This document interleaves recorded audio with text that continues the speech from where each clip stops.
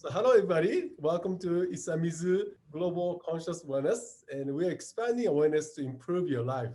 So we're passionate about improving awareness to bridging ancient wisdom and modern science with the knowledgeable expert to balance body, mind, and spirit.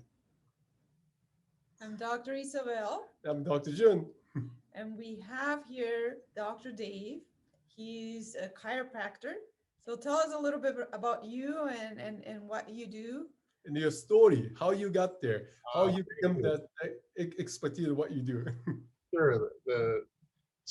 I'm a chiropractor. I graduated from Palmer Chiropractic College in 1990, and I became licensed in Washington State in 1991. The first place I practiced, the doc I practiced with was a healer. He really knew what he was doing, and one day he brought me into the exam room, into one of the adjusting rooms. And he had one of his assistants standing over there, and he said, so what do you see? And I said, I see, and I named her name. And he goes, no, what do you see? And uh, I see, once again, I said her name again. And he goes, no. Do you see anything on her field? I'm like, yeah, I see holes here, here, and here. He goes, do you know what to do about that? And I said, I have no idea. And he goes, would you like me to teach you? I said, absolutely. I'd love for you to teach me.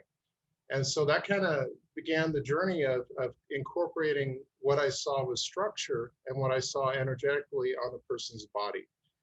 And so that's kind of the starting point.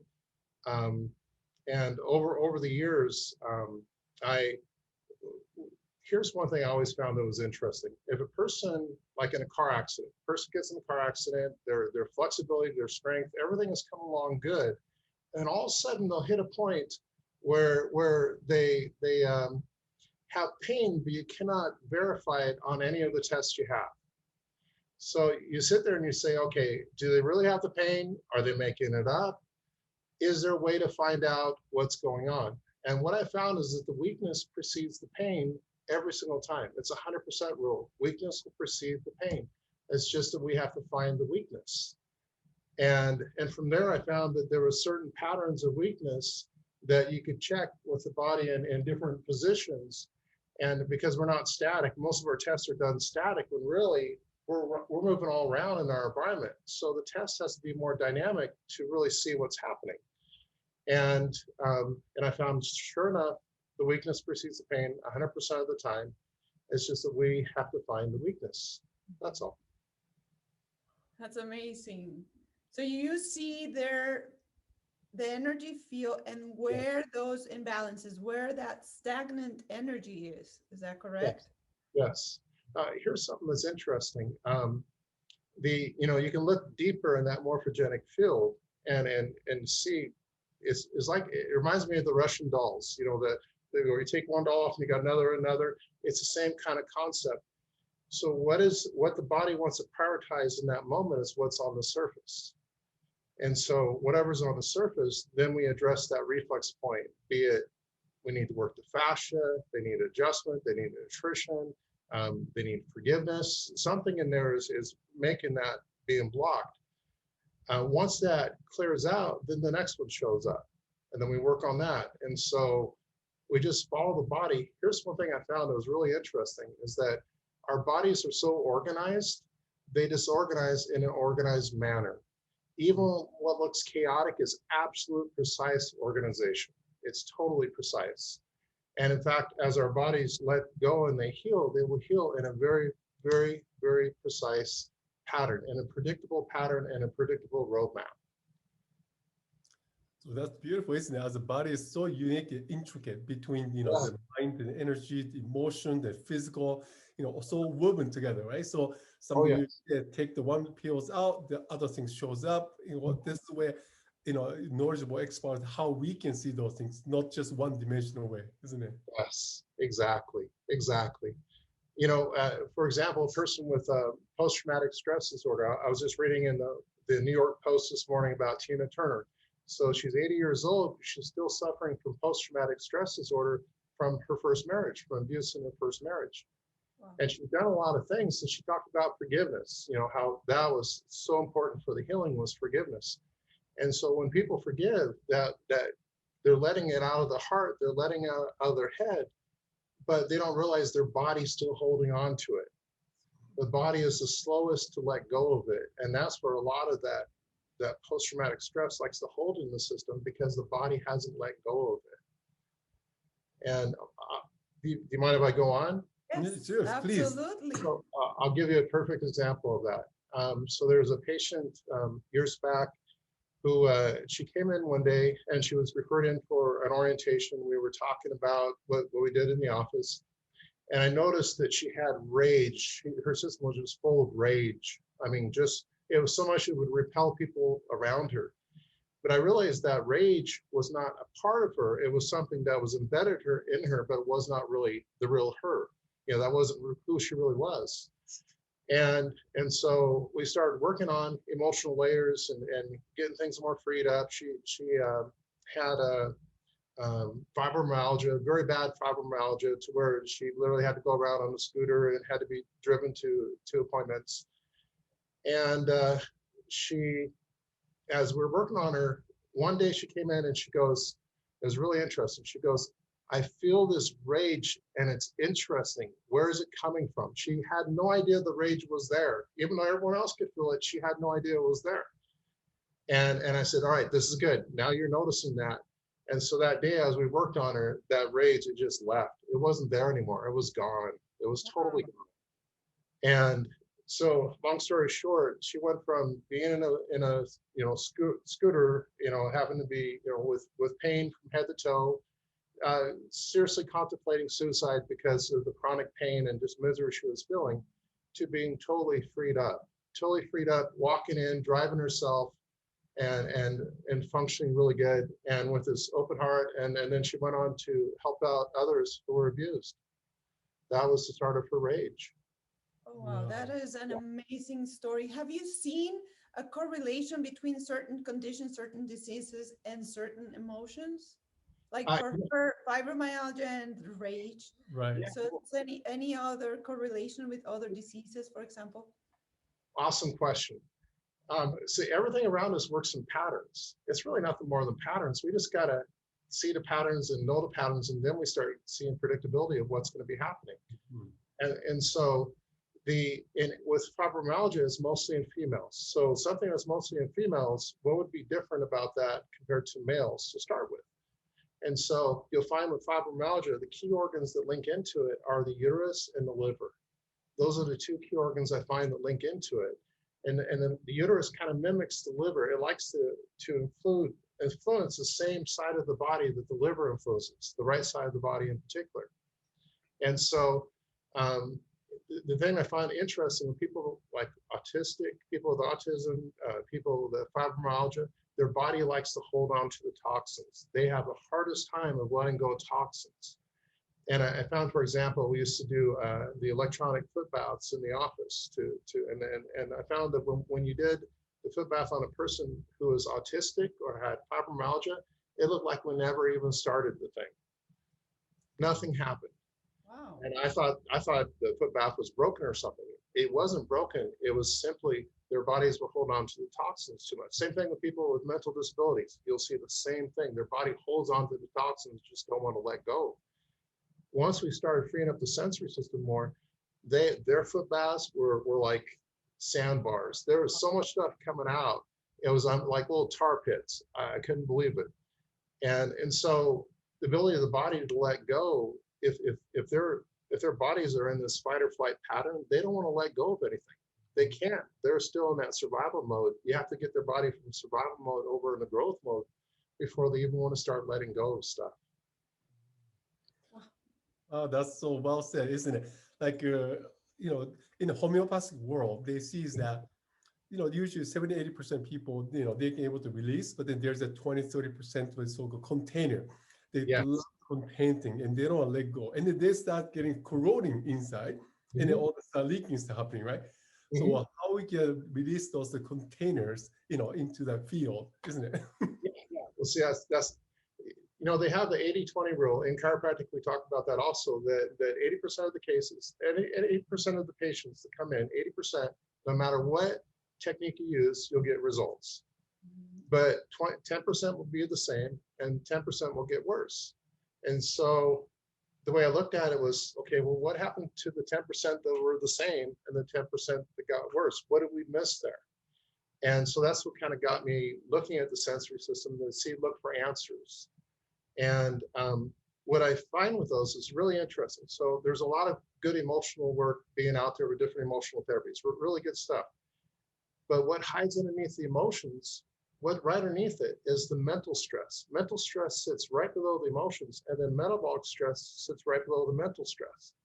And what's really interesting about it is that emotions will go after any different organ. For example, a person with grief, they'll go after the lungs.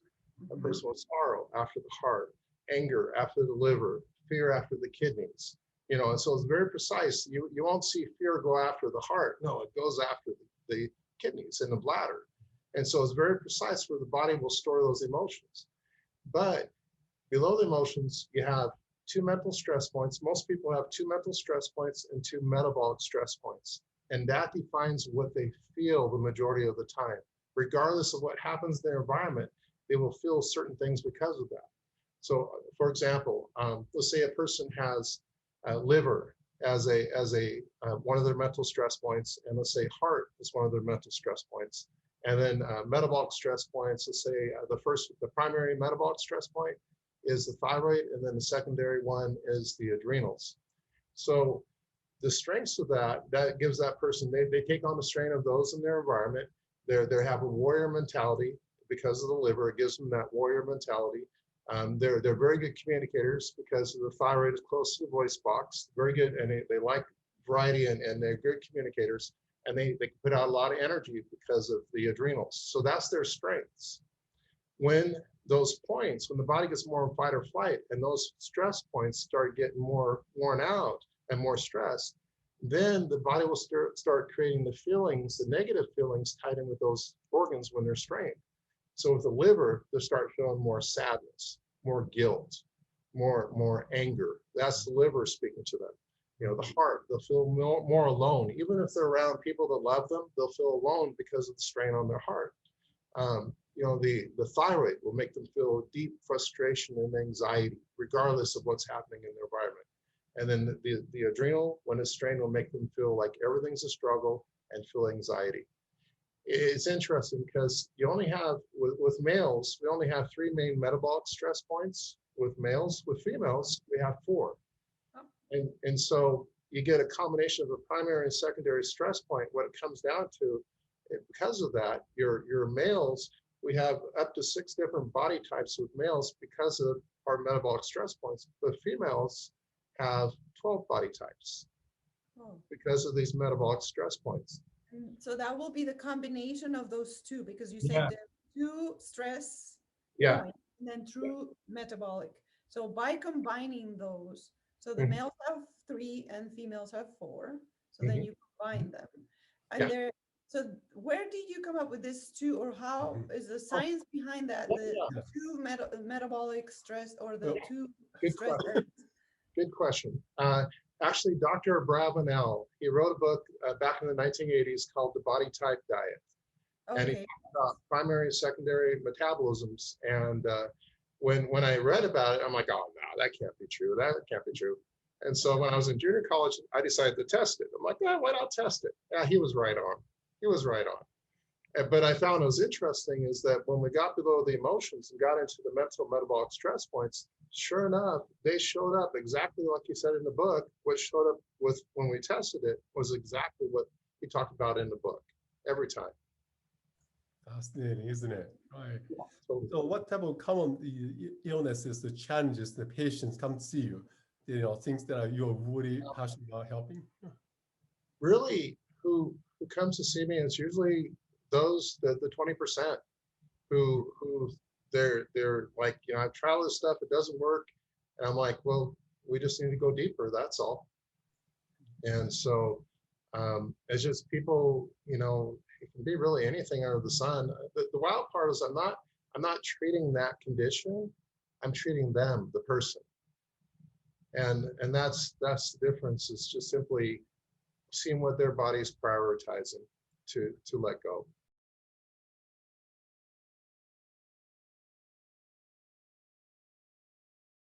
And so it's quite interesting. Remember we talked about how the weakness precedes the pain? Yes. Well, when you find a weakness, so for example, let's say a person has pain in the low back, so you're going to find a lot of times you'll find a weakness of one of the hip flexors or both. But when you do your basic simple tests, you're only looking at really about 11% of what's actually happening, because every joint in our body actually works around 9 modes of the nervous system. There's 9 different modes of the nervous system that influence every single joint in our body. So here's the wild part. So why I call it sensory work is because our nervous systems are 90% sensory. 90% signals going from the body up to the brain, and only 10% motor, 10% signals going from the brain down to the body. So the wild part about it is of this, so we're basically sensory beings when it comes down to it.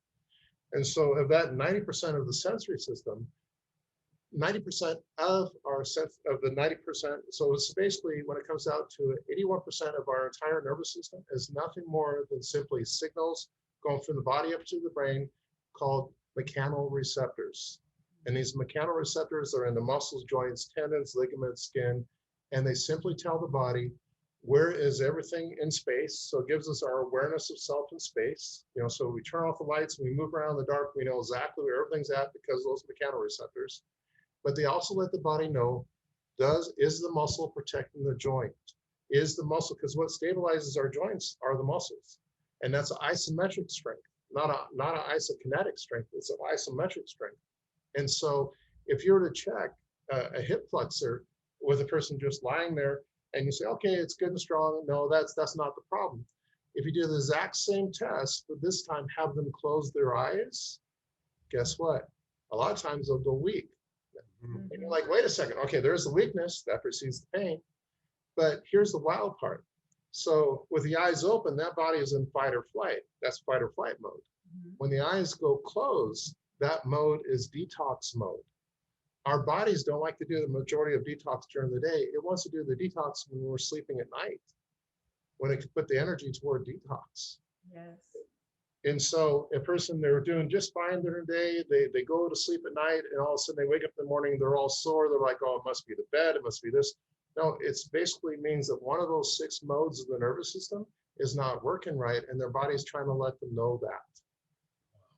That's all it is. Can we go about, talk a little more? This is so interesting that Yes. we will probably need multiple sessions, but the basic one, for example, if somebody is going through rheumatoid arthritis or an immune disease, correct? Yes. So they usually wake up with their joints are a little more stiff. So according to those modes, which ones are the ones that are interfering, causing the problem? Basically, our body's trying to send us a message. We need to understand that message. Is that correct? Exactly. Yeah. So patients that I've seen with rheumatoid arthritis, I always see same thing you'll see with lupus, same thing you'll see with scoliosis. But it's interesting. So our bodies have what we call global torques. So they know the fascia trains in the body actually do a crisscross like this, cross one side and cross the other. It's crisscross, as well as they have fascia trains that go all along the length of the body. Well, what happens is this torque in particular is some of the most stubborn things, because if you look at it, how energy flows is like this. It's torque. And so when that torque gets blocked in the body, it will start creating torque in global patterns in the body itself. And that's really a sign of energy being blocked in the system when it comes down to it. That's really all it is. So here's the thing that's interesting. So if you have a right dominant global torque in the system, what that will do is that'll make it more sluggish. You'll sleep deep, but when you wake up, you feel like, oh my gosh, I can't wake up. Where's my coffee? I just cannot wake up no matter how much sleep I get. And those people tend to deal with their blood sugar being lower. They tend to have lower blood sugar. They tend to feel more sluggish in their systems. And that's the right torque that will do that. And now here's the thing that's interesting. your liver is up high on the right side. The kidney, dominant kidney is the left kidney, is down low on the left. And so of all the different functions you have in your body, all the different modes of the nervous system, you have more organs that are involved with detox mode than any other function. So the body puts a high priority to compensate for detox. So most people in chiropractic, they said when they get adjusted, I'm sorry, I'm getting off sidetrack, but that's just great. So one thing we were taught in chiropractic college, just watch when the person lies face down, you'll find the right leg is shorter than the left.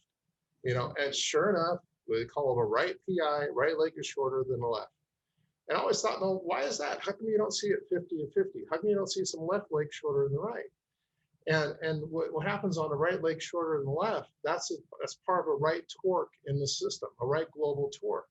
And so the body has amazing mechanisms to compensate for this right torque because these affect two of the major detox organs, the liver and the left kidney. And so the body will compensate any which way without trying to influence the structure too much more as a result. Now your left torque is a whole different story. So left torque, the body doesn't really put in a lot of compensation mechanisms for that. And so a left torque would influence the right kidney, heart, spleen. That's your left torque process. So what I found with a left torque in immune system mode is what you see with lupus. You see the same thing with rheumatoid arthritis. And so it's in immune system mode creating a left torque. The body's not wanting to compensate for it. And as a result, the body is acting like it's allergic to your blood or is allergic to your joints. Actually, that's what you're seeing with lupus and rheumatoid arthritis.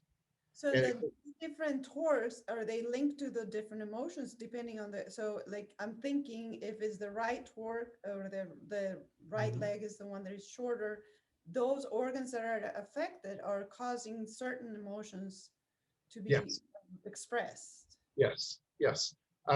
The torque can happen just from structure. Sometimes it's compensating for the organs. And so you can see a combination of both. But here's something really interesting. One of the deepest things in people that they have the hardest time getting rid of is this cycle that goes between the liver and the left kidney. I call it the original cycle in the system when it comes down to it. And so where that cycle starts, it starts with the liver, and the body carries guilt in the liver. So literally it's this, it's guilt, and then it goes to the left kidney, which is fear, and then it goes back to the liver, creating anger or unforgiveness, anger, blame, and then it creates sadness. And that cycle eats people up. It literally eats people up. And it's a vicious cycle, and that's the first cycle that kicks out in fight or flight. When a person goes into fight or flight, these are the first organs that are activated in fight or flight. That's true. That makes total sense. So what I'm thinking is, for example, somebody that they have cancer in their lungs, and you hear often, but this person has an amazing health, great nutrition, and they never smoke. Exactly. Never smoke, the whole thing. Yeah. So it's sadness that is being expressing this disease.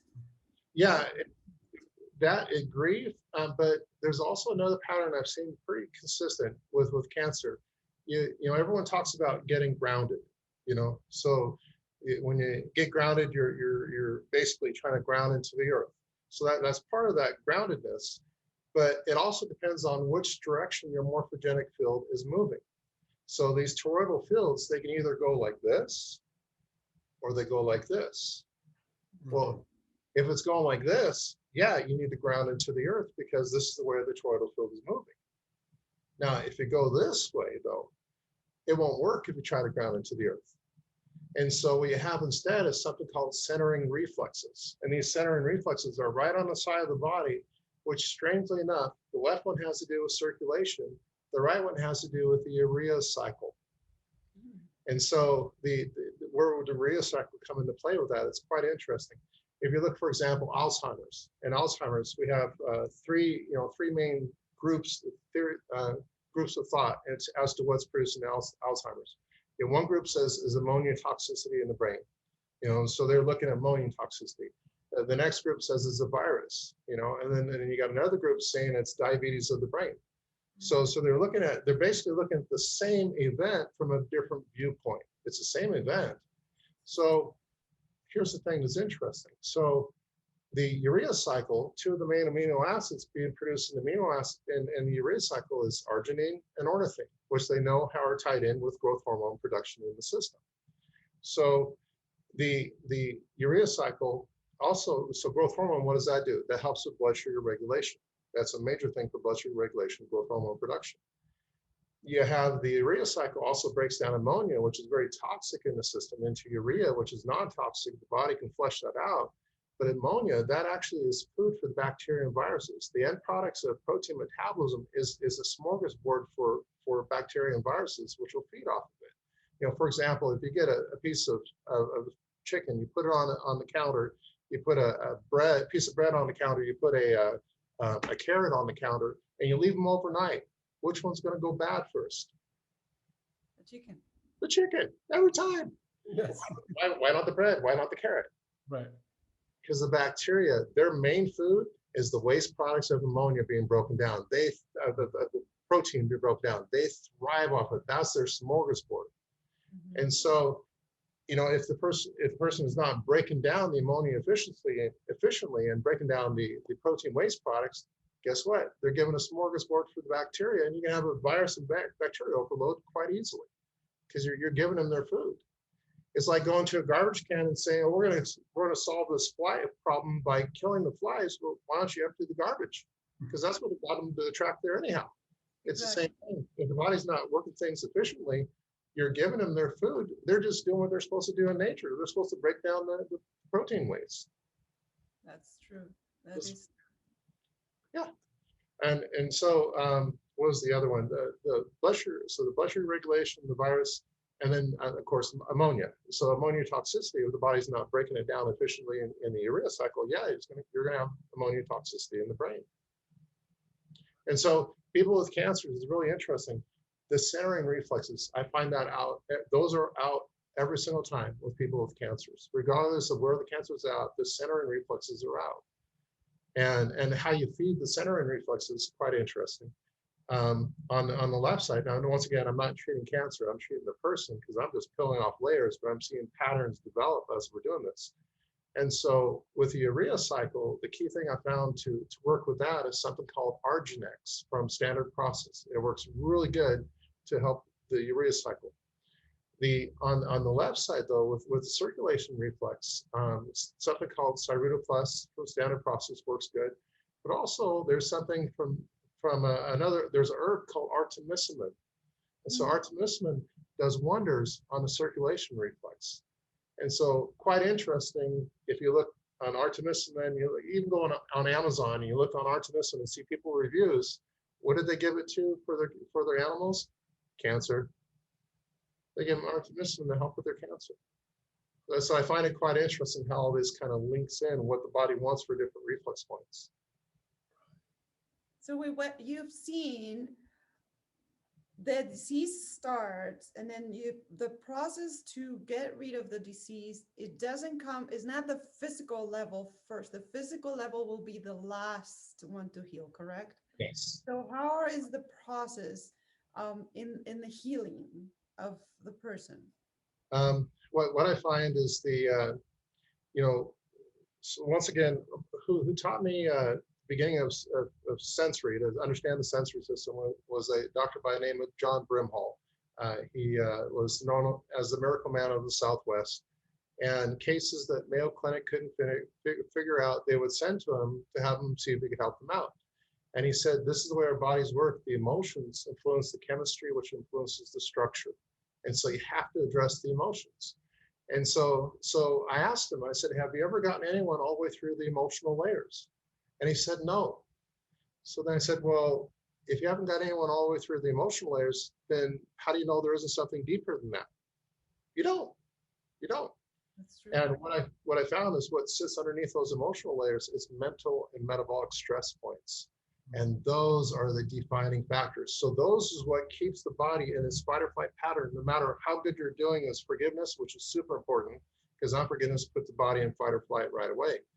And so once we get the body to undo those mental metabolic stress points, basically undo that program that's been in their system since they were in the womb, literally the body starts letting go. And we just follow it as it goes along a very precise roadmap and give it nutrition where it hits certain roadblocks, adjust it where it hits certain roadblocks, and we follow the body at its pace. And that's one of the biggest things, is following the body at its pace. You know, some people think, oh, I want to be healed up in 2 days, 2 months. I was like, that's not our choice. That's our body's choice. When it comes down to it, it will decide how quickly it wants to heal up. But we just have to go on the right pathway, you know, for it to decide what it wants to prioritize. So when people go see you, Mm-hmm. what will you do? Because we're talking about, this is the mental and the emotional, those deeper layers. Like when you go to a chiropractor, they do maneuvers and the bone and the structure. So when they go see you, what is the difference when people go see you? What do you do different?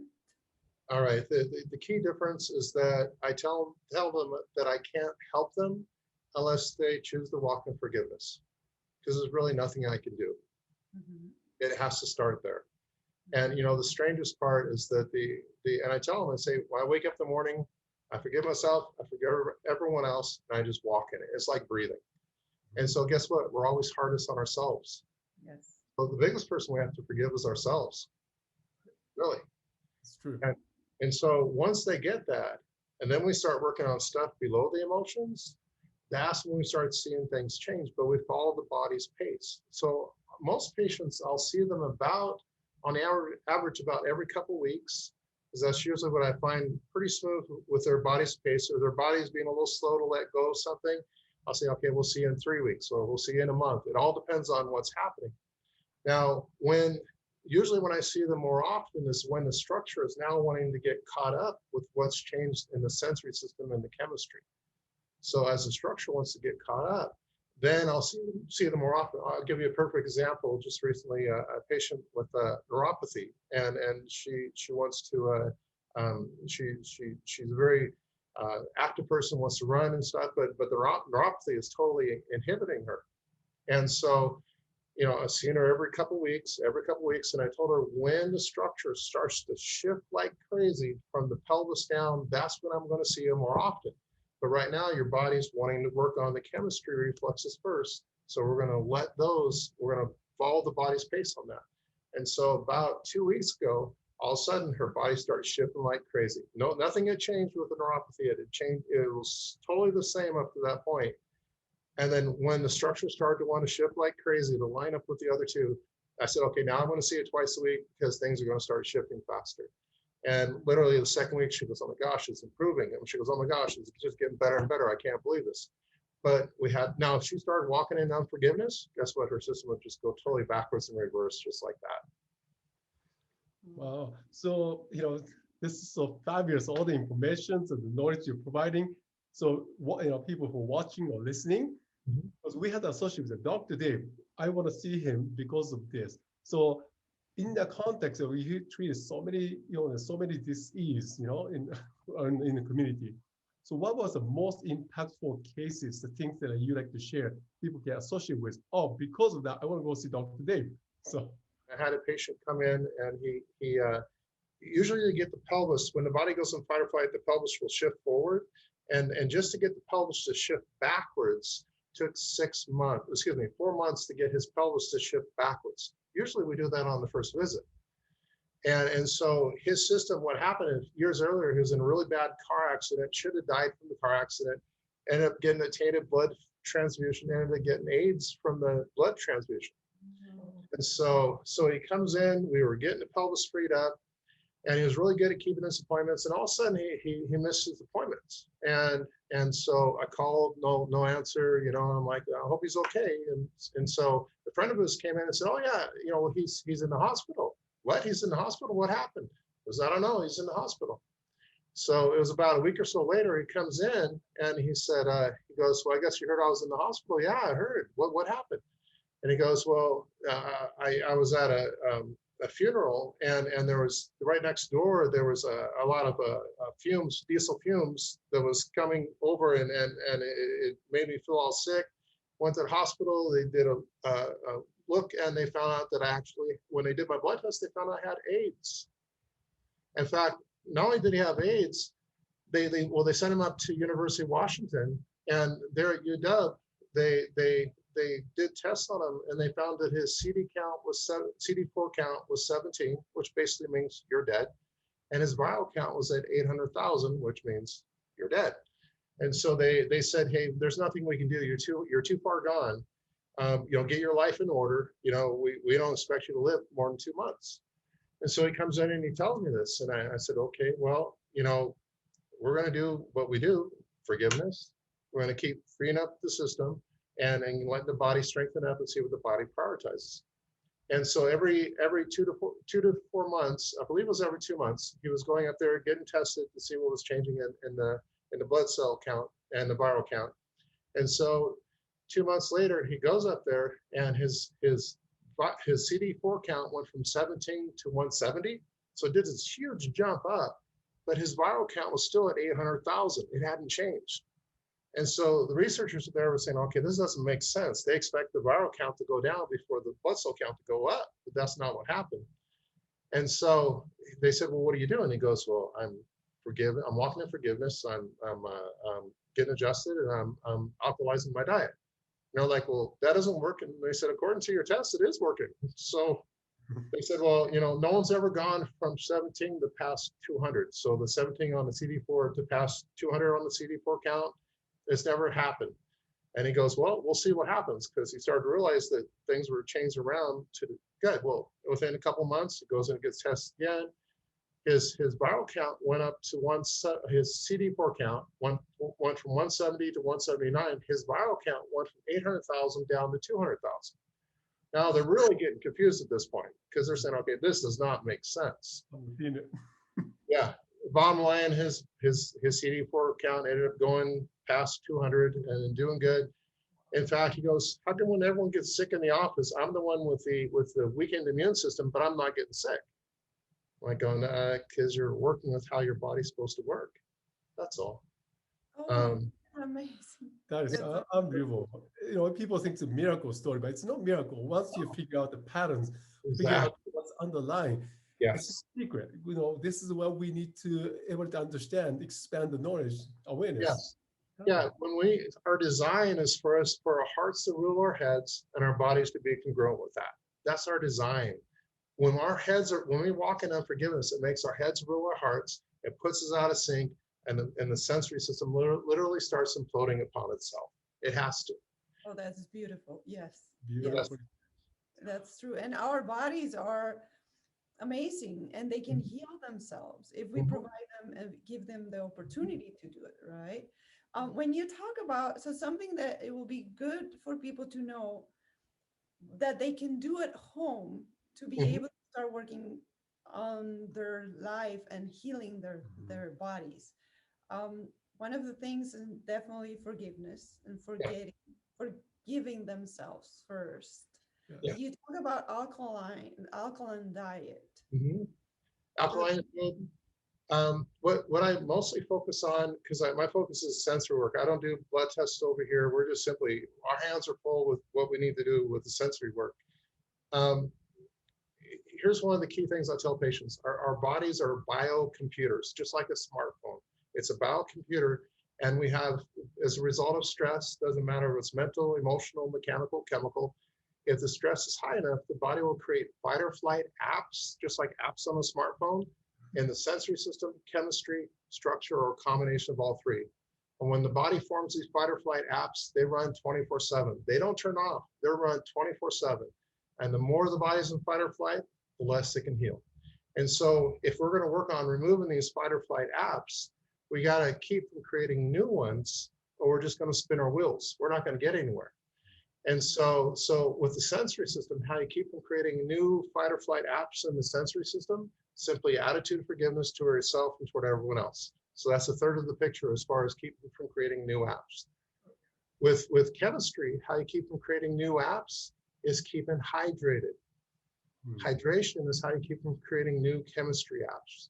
And so I tell them to drink at least, two quarts of water a day, keep their systems well hydrated. Super important. With structure, now here's something really interesting. So with structure, how you keep from creating new fight or flight apps in structure. Well, how the body creates fight or flight apps in structure to start with is when we're in fight or flight, the pelvis will shift forward, it will jam up, the hips will torque in, and then the shoulders come forward. And what the body's doing is simply going into fetal position. You're going to have food poisoning, you're going to be in a fetal position. Emotional stress gets really high, you're going to be in a fetal position. It's a protective response by our bodies. That's fight or flight.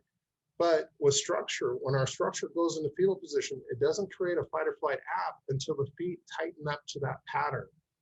So I tell them what they do is just simply get a golf ball, put it on the floor, roll the foot on the golf ball, each foot, just sit down, roll the foot on the golf ball, each foot 2 to 4 minutes once a day.